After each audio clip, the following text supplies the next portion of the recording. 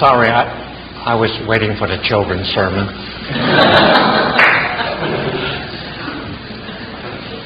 So,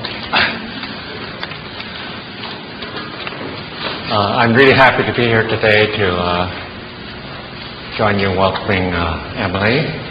And also, I've been following the group in Africa to make sure they didn't get lost. On the internet, I thought that was really exciting, and also to welcome your pastor home from his trip overseas.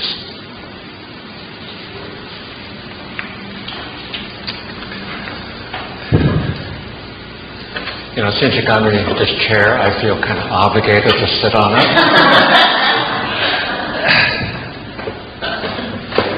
Did somebody tell me that when Jeffrey preaches, he walks all over the place? Okay. Would that scare you if I did that?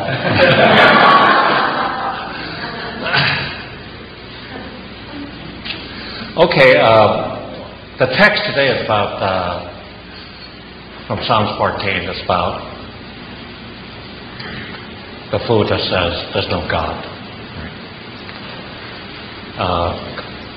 And I was reading the paper, and about a year ago, in April, the American Atheist Society was meeting at the Westin Hotel in Millbrae. And they attracted 125 people from all over the country. And even the person that's kind of heading this up said, you know, atheists are a group of people who are really independently minded. He says getting a group of atheists together is like herding a group of cats. Okay. And this is the atheists, they don't have, they're very hesitant to make any kind of a strong commitment. So I'm really kind of curious, because this is a free country, and there are some people who actually, for intellectual reasons primarily, or because they had a bad experience with the church, that they feel kind of committed to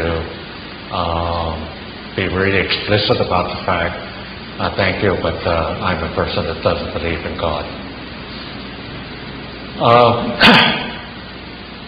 The Gallup poll shows that when you go around the country asking people whether they believe in God or not, about 90% of the people will say they do. When you read the Hebrew Scriptures, the idea of whether there's a God is never discussed. In the Hebrew Scriptures, people kind of assume that God is more real than human beings. So they'll say the heavens declare the glory of God, and the firmament shows. Okay, what more do you need, right? I mean, we're kind of weak, contingent, dependent human beings in the vast universe.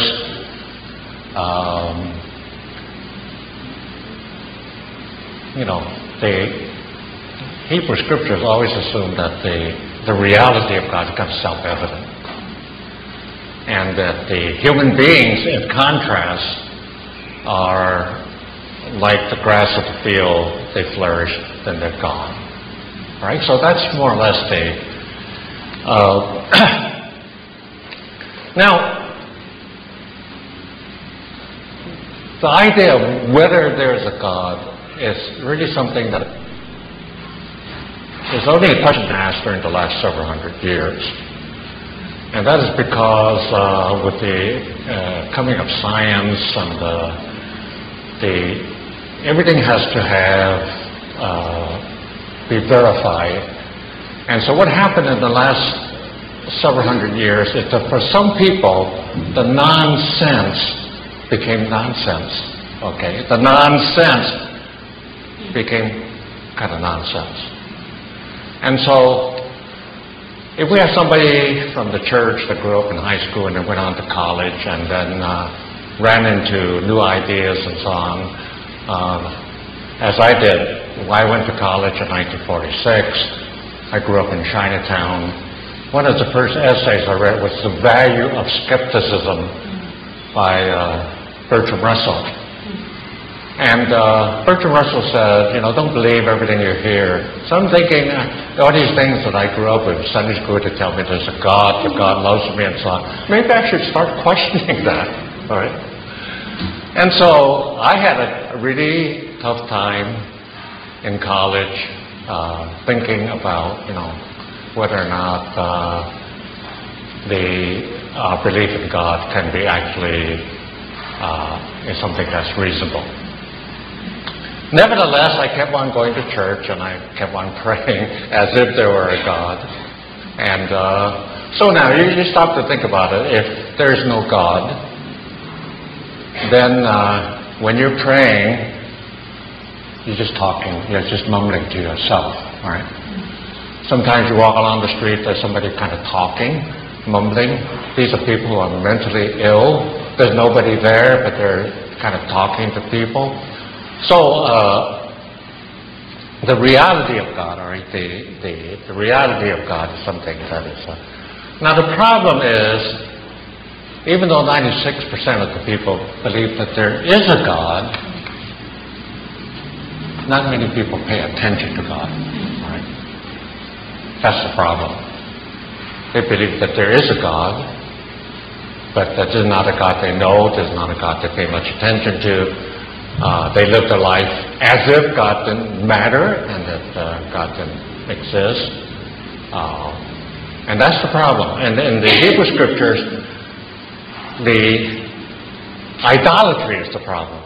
That is, when you do not believe in God, you go kind of from theism to theism.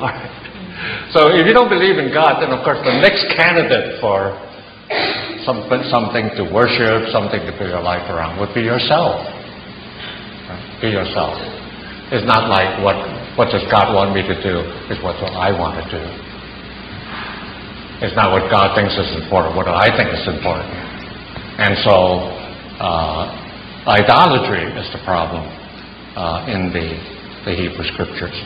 And what the Psalms says is that if you do not acknowledge the reality of God, there are consequences. Okay? It's not just like an intellectual problem that you can believe or not believe, but if people do not acknowledge the reality of God and they're somehow responsible to God, then human life begins to kind of unravel. And this is illustrated by the lectionary text from the Hebrew Scriptures from Samuel. And this is the story of David and Bathsheba. Now, David, the date for David is about 1000 BC, and then before David there was Saul, and Samuel the priest is the one who anointed Saul to be the first king. Now, Samuel didn't want Israel to have a king. But the people were clamoring to have a king because everybody else had a king. Right? And so Samuel said, now, if you're going to have a king, then the king is going to conscript your young men into the military service. He's going to start taxing you. He's going to start oppressing you. But the people said, no, we want a king. Right? And so Samuel reluctantly anointed Saul to be the first king. And Saul actually, toward the end there, became kind of mentally ill. And you know the story about Saul and David. And David became kind of an outlaw because he didn't want to kill Saul. David could have killed Saul. But David said, as long as Saul is anointed to be the king, I'm not going to touch him. He's the king, all right? It's like, you have our ordained pastor here. You can't touch him, okay? As long as he's the pastor, you have to respect that. And this is David's attitude toward Saul, because Saul is mentally deranged now. And yet David's not going to do anything. So now, when Saul dies, then David becomes the king. And overall, he was a good, and the Hebrew people always look back to David. Now this is high point of the history of Israel, David. One thing you have to remember about kings is the kings have absolute authority. If the king says you die, then you die. I mean, that's what kings do. And I'm looking at these Chinese movies about the emperors, and you don't walk in to the emperor. When you leave, you back out, and then I was looking at this heroes. You can only so many paces from the emperor. I mean, the emperor has this absolute power of life and death over people, and so this is David is the king. And then in this passage in Samuel, during the spring is when the armies go out to war. All right, every spring. Because Israel, like Israel today, is surrounded by the Amorites, the Jebusites, the Philistines, and all these groups. They always have to kind of keep them at bay. And so this spring, David sends Joab, his general, out to surround the capital of the Amorites. And but David himself, he stays in Jerusalem. He doesn't go out with the army. And one day he's at the roof of his palace, and off in the distance you see this beautiful woman bathing. All right. Oh, okay. So so you know how men are kind of wired up. I mean, if you're a woman, you should not be bathing in public. Where men can see her. We'll go wild. All right. So David sees that Bathsheba is bathing and so on. So. He's the king, so he finds out who she is, and he sends for her. So when the king sends for you, you have to show up. So, and they sleep together, and then after a time, Bathsheba sends word. She's pregnant. She's pregnant. Okay, so Bathsheba is married to Uriah, who is not even an Israelite, he's a Hittite. And he's in David's army because he's a mercenary. And so David sends word to Joab that he wants Uriah, Bathsheba's wife, come back to Jerusalem. Right. And then he talks to him about how the war is going and so forth and so on. And he says, well, as long as you're back here, I want you to just go home and sleep with your wife. See, so when the baby comes, well, he thinks it's his. So Uriah says, no, I can't do that. My troops are out in the field, I can't do that. She says, no way, when there's a war going on, that I'm going to go home, sleep with my wife. So he just sleeps with the servants. And he refuses to do that. So now David is getting a little frustrated. And so the next day he invites Uriah to come and eat with him. And then he gets him drunk. Thinking, well, if he's drunk, he might go home. So he doesn't go home.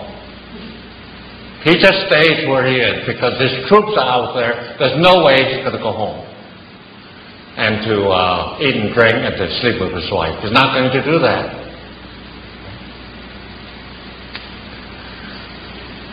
So David now, he said, now I'm going to have to do something else, and I'm going to send him back. They're surrounding this capital of the Amorites. He said, I'm going to send him back. And then he tells his general, says, I want you to kind of send him up to the walls of the capital of the Amorites. And then, when he goes to the walls, the people start shooting arrows. It becomes a really dangerous operation. When you get him up there, then have his unit pull back so that Uriah could be killed. Now think of that. Now he has this plan to actually send him back and put him in the position where he'd be killed. Now he's the king, so he can do this. He's the king. He can do this. Now, I saw this movie where David Frost is interviewing Richard Nixon. I don't know whether you see the movie or not, but it was an interview, and then he got actually Nixon to say that there are certain things, if you're the president and you do it, it's okay. All right? Now in the United States, we have what we call checks and balances. The early people in this country came from a political system of kings. And so when we started this democracy, we want to get away from kings. Because we know that kings, once they have power, like Weber said, power corrupts, absolute power corrupts absolutely. Right? So there needs to be kind of checks and balances. So we have the executive, we have two houses, the Senate and the House of Representatives, and they have to agree, and there's the Supreme Court. So under the Bush administration, there was kind of an escalation of the royalization of the presidency. So David's the king. He can do this. He can do this. And then, in order not to, this is a cover-up. This is a cover, because when the messenger comes back, he's not supposed to say to David, Uriah the Hittite is dead. He's supposed to talk about all kinds of other things, about how the battle is going, and then he says, by the way, Uriah the Hittite also died.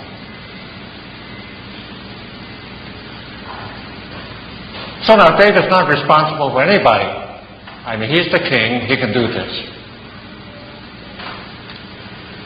So when you say there's no God there's no God that you're responsible to, then of course bad things begin to happen. Bad things begin to happen. I mean, suppose you're in a marriage. Well, a lot of the struggles in marriage is about who's in charge.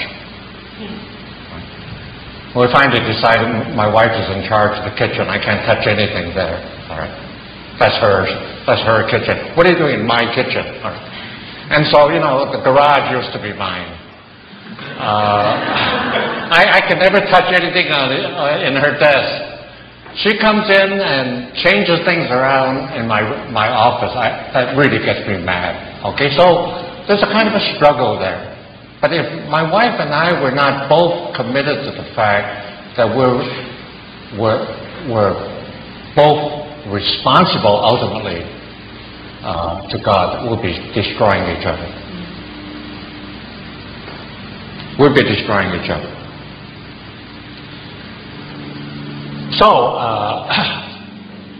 after Uriah dies, then David takes Bathsheba as one of his wives. Now, he has many wives. And some of these wives are to seal alliances with neighboring groups and so on. So he has a harem as well. He has many wives. You're the king. You can have any woman you want.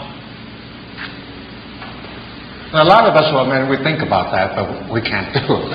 Okay, we're not kings, right? We can't do it. Okay, we have one wife. Muslims have more than one wife, except that they have to treat all of them equally, which of course is impossible to do. So it amounts pretty much to a prohibition. So here's this.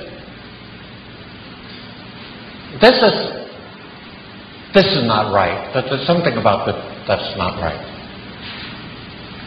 And David, who is a kind of a hero to the Israelites, shows that he's less than a perfect human being. Right? So now Nathan, we call him a prophet, but Nathan is part of the court. And he comes in and he's talking to the king, and he says, now When you talk to the king, you tell the king what the king wants to hear. You know, you don't tell the king he's wrong. Okay. So what he does is he says, you know, I want to tell you about this incident about this really rich man, and he had a lot of flocks and herds and so on. But he was entertaining a friend, and then he decided he didn't want to take anything from his own flock. So he goes to this poor man's house, and he has this like baby lamb, which is more like a pet than it is a, asset. But it's a pet. But he decides that he wants that to entertain his guests. Slaughter this animal, entertain as his guests. And then when David hears this, he says, this is outrageous, right? He said, that man should die, right? It's outrageous. And Nathan says, almost taking his life in his own hands, he said, you're the man. That man is you. Of all the things that you can have, you've taken something from someone else.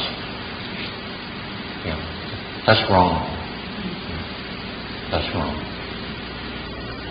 So, I'm thinking,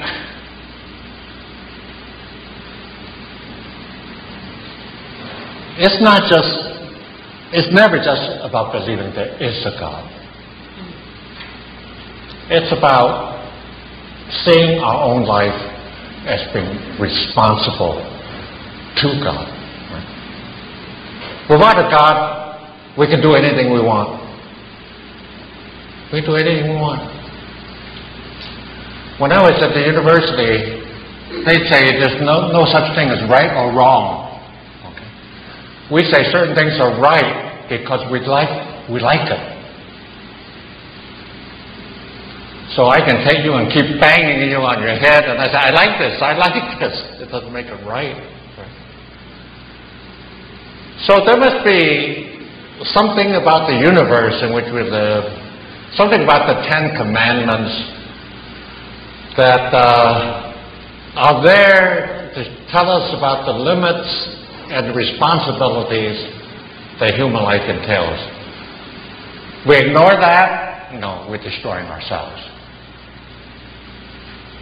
So, I'm walking by your church today. I come to Chinatown to shop, my wife does, and I noticed that there's a new sign. I never saw the sign before that says welcome, so I walked in. Okay. So now, I come to Chinatown, I see all these grocery stores, and I see all these, everybody coming into Chinatown on Sunday, Now, I hope that your church will always be here. I hope the Presbyterian Church will always be there. I hope that the Episcopal Church will always be there to remind people not only that there is a God, that life can't be good unless we pay attention to this God, and to give this God a large and central place in our lives.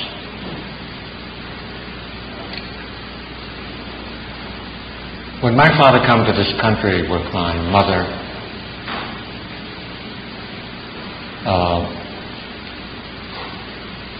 I did not realize until I was told later on that actually he had another wife in China. And that from this wife, he actually has a daughter, but then it's my half-sister. So I grew up realizing that I have a half-sister that I've never seen. And I know I have one, but I never saw her. So in 1962, I made my first trip to Hong Kong. And there were about 10 of us, Chinatown ministers mostly. And it was in the Hong Kong newspaper that we were there, and my name was there. And my half-sister read it, and she found me. She found me. So now, I not only know I have abstract, I have some kind of relationship with this sister. So when I came back, her mother had died, and so we didn't have much money then, but they said we need money, so we sent all the money back. And then on subsequent trips to Hong Kong, I went to look her up. And then finally she came over to this country to be with her sons, who had already come over. And then the latest that I heard is that she's back in Hong Kong with one of her daughters because her husband had died, and so on. So now, I would hope that for each of us, it's not just kind of knowing in our mind that there's a God somewhere. It's very important to know that it matters, that God matters, and that if our life is to come out the way God intended, that it's very important to get to know this God, to have some kind of relationship with this God, to honor this God in the way you live your life. So, no God? I hope not.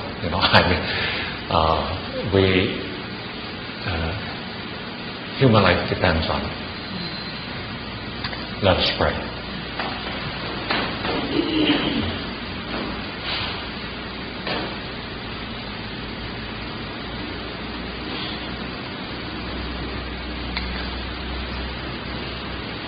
Our Father, we confess that oftentimes we don't pay much attention to you.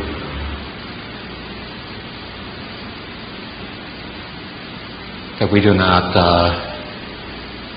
walk with you day by day as we should and as you desire from us.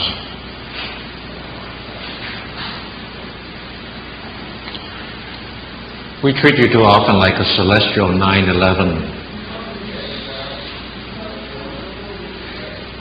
Help us to know that you care and love us, and that you are with us day by day and you want our lives to honor you. So help us to give you a large and central place in your life, in our lives. And day by day help us so to live our lives that we might give honor to your holy name. Amen.